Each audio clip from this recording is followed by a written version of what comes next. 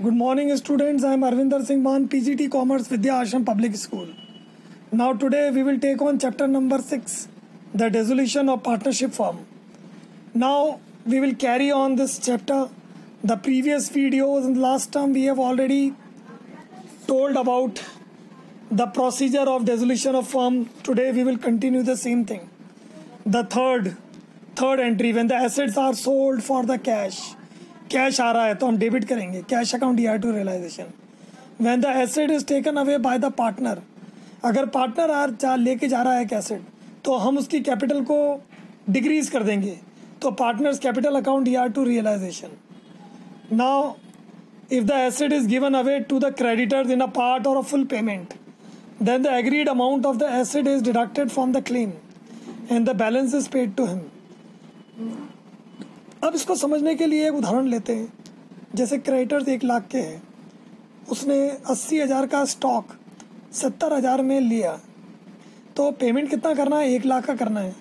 70,000 रुपये हम स्टॉक दे रहे हैं, तो बचा कितना? 30,000. तो हम पेमेंट सिर्फ 30,000 का करेंगे, तो एंट्री हो जाएगी realisation account year to bank 30,000 rupees. ये एक स्पेशल एंट्री है जहाँ ये देखना पड़ेगा कि पेमेंट पूरा नहीं करेंगे, सिर्फ बैलेंस अमाउंट करेंगे 30,000. Now fourth, entries of payment of outside liabilities, whether record or unrecorded. When liabilities are paid in cash, realization account year to cash. When any partner agrees to take over some liabilities, the partner's account year to partner's capital. Realization account year to partner's capital. अगर liability कौन चुका रहा है? Partner चुका रहा है, तो हम पार्टनर को पैसे दे देंगे बाद में. Fifth, for payment of realization expenses, when the expenses are paid by the firm, realization account year to cash. When expenses of realization are paid by the partner on the behalf of the firm, तो ठीक है, partner दे रहा है तो हम partner को पैसे दे देंगे, लेकिन एंट्री उसके नाम पर क्रेडिट कर देंगे. Realisation account year to partners capital. When the firm has agreed to the pay a fixed amount to the partner toward the realization expenses and the partner has to bear the expenses. अगर partner expenses bear करता है तो remuneration allowed to the partner will be treated as a expenses. Realization account year to partner's capital. Now when the realization expenses are to be borne by the partner, the expenses are paid by the firm. तो partner's capital account year to cash. When the realization expenses are to be borne by the partner, then the expenses are paid by the firm. Now no entry will be passed if the expenses are borne and paid by the partner out of his pocket. वहन भी वही करेगा, पे भी वही करेगा, तो फिर इससे हमें कंपनी को कोई लेना देना नहीं है.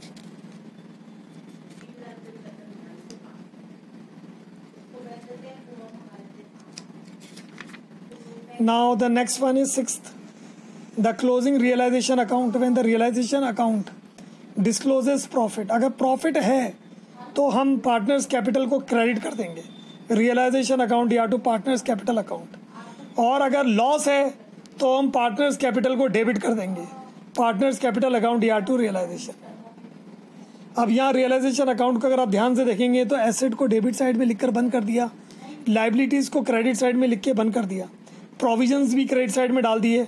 अब पेमेंट आएगा तो क्रेडिट में लिखेंगे, और पार्टनर्स अगर ले जाते हैं, कोई संपत्ति ले जाते हैं तो क्रेडिट में लिखेंगे. यहाँ पे जितने भी पेमेंट्स हैं वो डेबिट साइड में लिखेंगे, चाहे वो लायबिलिटी के संबंध में पेमेंट हो या एक्सपेंसेस के संबंध में कोई पेमेंट हो, तो वो पेमेंट्स हम डेबिट साइड में लिखेंगे. अगर कोई पार्टनर कैपिटल को डेबिट तब करेंगे जब कोई लायबिलिटी चुकाने की कमिटमेंट करता है. Now second, the partner's loan account. The partner's loan account to be kept separately. It cannot be transferred to the realization account. और separately ही उसका पेमेंट करेंगे. एंट्री हो जाएगी partner's loan account year to cash. Now partner's capital account. When the partner is requiring to bring in cash, clear of the debit से balance. अगर उसका कोई debit balance है तो हम कहेंगे भाई उससे पैसा लेके आ, तो पैसे हमें देगा, यानी फर्म को देगा. तो कैश अकाउंट या to partners capital account. When the partner is paid the credit balance, अगर उसको पेमेंट करना है तो हम उसको पेमेंट कर देंगे पार्टनर्स कैपिटल अकाउंट या to cash and bank. Now cash fourth, cash and bank account. Opening balance of cash and bank and all receipts are entered in the debit side of the account and all payments are entered on the credit side of the account. And this account must be prepared closed last of all and total of both sides of this account must be equal.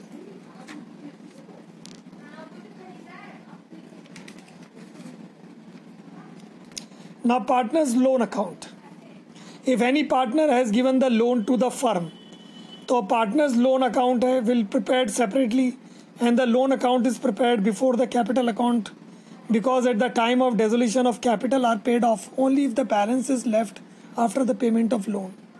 तो हम loan को पे करेंगे तो partner loan account या to cash and bank. हम इस point को हमने वैसे रिपीट किया है हमने.